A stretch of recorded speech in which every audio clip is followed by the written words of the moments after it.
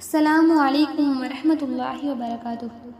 इन्नल हम्दलिल्लाहि नहमदुहु व नस्तईनुहु व नस्तगफिरुहु व नऊज़ु बिल्लाहि मिन शुरूरि अनफुसिना व मिन सय्यिआति अअमालिना मन यहदिहिल्लाहु फला मुदिल्ल लहु व मन युद्लिल्हु फला हादिय लहु। अशहदु अन ला इलाहा इल्लल्लाह व अशहदु अन्न मुहम्मदन अब्दुहु व रसूलुहु अम्मा बाद। या अय्युहन्नास इत्तकू रब्बकुमुल्लज़ी खलक़कुम मिन नफ्सिन वाहिदा व खलक़ मिन्हा ज़ौजहा व बस्स मिन्हुमा रिजालन कसीरन व निसाअ वत्तकुल्लाह அல்லதி தஸ்அலூன பிஹி வல் அர்ஹாம் இன்னல்லாஹ கான அலைக்கும் ரகீபா। எல்லாம் அல்ல அல்லாஹ்வின் நல்லடியார்களே, நபிகள் நாயகம் ஸல்லல்லாஹு அலைஹி வஸல்லம் அவர்கள் மீதும் உத்தம சஹாபாக்கள் மீதும் சஹாபிய பெண்மணிகள் மீதும் முஸ்லிம்கள் மீதும் குறிப்பாக உங்கள் மீதும் என் மீதும் அல்லாஹ்வின் சாந்தியும் சமாதானமும் என்றென்றும் நின்று நிலவட்டுமாக என்றும் பிரார்த்தித்தவளாய் எனது உரையை ஆரம்பம் செய்கிறேன். உங்கள் மத்தியில் நான் எடுத்துக்கொண்டுள்ள தலைப்பு நோன்பின் சிறப்புகள். இஸ்லாத்தின் கடமையில் தொழுகைக்கு அடுத்ததாக இந்த நோன்பு அமைஞ்சிருக்கு. ஆண்டுதோறும் முஸ்லிம் சமுதாயம் இந்த கடமையை நிறைவேற்றி வந்தாலும் பலர் இந்த நோன்பின் சிறப்பு அறியாதவங்களாக தான் இருக்காங்க. அல்லாஹ் தன் திருமணம் சொல்லும்போது ஷஹ்ரு ரமலான் அல்லதி உன்சில ஃபீஹில் குர்ஆனு ஹுதல் லின்னாஸ் வ பையினாத்தின் மினல் ஹுதா வல் ஃபுர்கான் ஃபமன் ஷஹித மின்குமு ஷஹ்ர ஃபல்யஸும்ஹு. இந்த குர்ஆன் ரமலான் மாதத்தில் தான் அருளப்பட்டது. அது மனிதர்களுக்கு நேர்வழி காட்டும், நேர்வழியை தெளிவாக கூறும், பொய்யை விட்டு உண்மையை பிரித்து காட்டும். உங்களில் அம்மாதத்தை அடைபவர் அது நோன்பு நோட்கட்டும் அல்லாஹ் தஆலா தன் திருமறையில சொல்றான். இந்த நோன்பு ரமலான் மாதத்தில் தேர்வு செய்யப்பட்டது எதனால? இந்த நோன்பை கடமையாக்குவதற்கு மற்ற மாதங்களை விட்டுட்டு ரமலான் மாதத்தை இறைவன் ஏன் தேர்வு செஞ்சிருக்கான்? இந்த மனித சமுதாயத்தின் விளக்கமாக இருக்க இந்த குர்ஆன் இந்த மாதத்துல தான் அருளப்பட்டது. அதனால தான் மற்ற மாதத்தை விட இந்த மாதம் உயர்ந்ததாகவும் கருதப்படுது. அதனால தான் இந்த மாதத்தை அடையிறவங்க நோன்பு நோடுங்க அப்படின்னு சொல்லி அல்லாஹ் வந்துட்டு நமக்கு கட்டளையிட்டு இருக்கான். நம்ம எதற்காக நோன்பு நோக்கணும் அப்படின்ற கேள்விக்கு பலரும் பலவிதமாக பதிலளிக்கக்கூடியவங்களாக இருக்காங்க. பசியோட கொடுமை படம் பிடித்தவங்களுக்கும் வந்துட்டு உணர்வணும் அப்படின்னு சொல்றதுக்காக கடமையாக்கப்பட்டிருக்கு அப்படின்னும், இன்னும் உடல் ஆரோக்கியம் பேணுவதற்காக தான் நோன்பு வந்து கடமையாக்கப்பட்டிருக்கு அப்படின்னும் சிலர் கூறக்கூடியவங்களாக இருக்காங்க. ஆனால் உண்மையாகவே நோன்பு கடமையாக்கப்பட்டதுக்குரிய காரணத்தை அல்லாஹ் தஆலா தன் திருமறையில சொல்லும்போது யா அய்யுஹல்லதீன ஆமனு குத்திப அலைக்குமுஸ் ஸியாமு கமா குத்திப அலல்லதீன மின் கப்லிக்கும் லஅல்லக்கும் தத்தகூன். நம்பிக்கை கொண்டோரே, நீங்கள் இறைவனை அஞ்சுவதற்காக உங்களுக்கு முன் சென்றோர் மீது நோன்பு கடமையாக்கப்பட்டது போல் உங்களுக்கும் குறிப்பிட்ட நாட்களில் நோன்பு கடமையாக்கப்பட்டுள்ளதுன்னு அல்லாஹ் தஆலா தன் திருமறையில சொல்றான். அல்லாஹ் அஞ்சுவதற்காக தான் நோன்பை தவிர வேறு எதற்காகவும் இல்லை.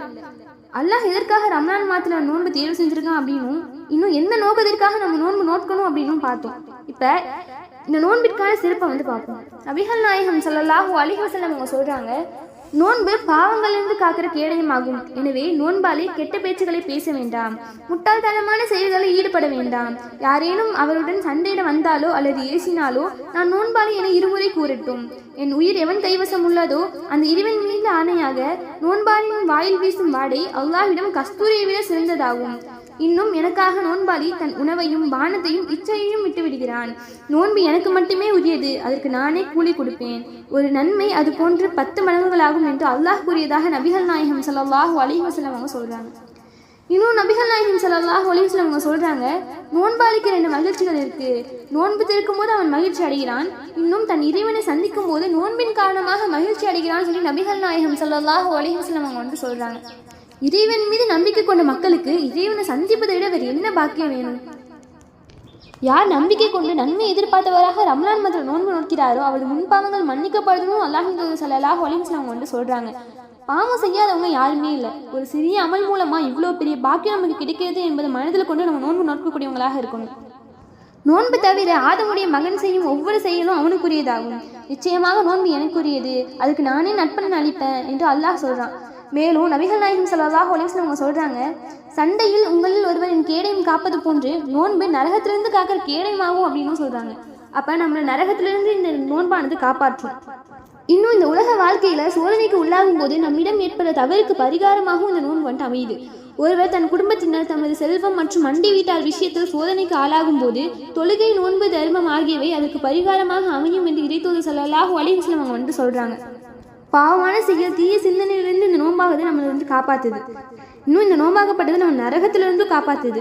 மறுமையில முழுமையான வெற்றியை பெற வேண்டும் அப்படின்னா நமது பாவங்களோட இடம் வந்துட்டு மிகவும் குறைவாக இருக்கணும். அதனால நம்மளுக்கு பாவ மன்னிப்பு பெற்றுத்தர இந்த நோன்பை வந்துட்டு சரிவர நோக்கக்கூடியவங்களாக இருக்கணும்.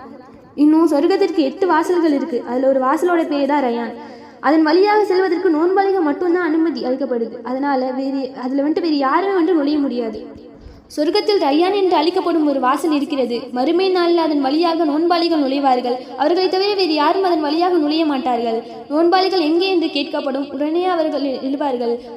அவர்களை தவிர வேறு யாரும் அதில் நுழைய மாட்டார்கள். அவர்கள் நுழைந்தவுடன் அவ்வாசல் அடைக்கப்பட்டுவிடும். அதன் வழியாக வேறு யாரும் நுழைய மாட்டார்கள் என்று நபிகள் நாயகம் ஸல்லல்லாஹு அலைஹி வஸல்லம் அவங்க வந்துட்டு சொல்றாங்க.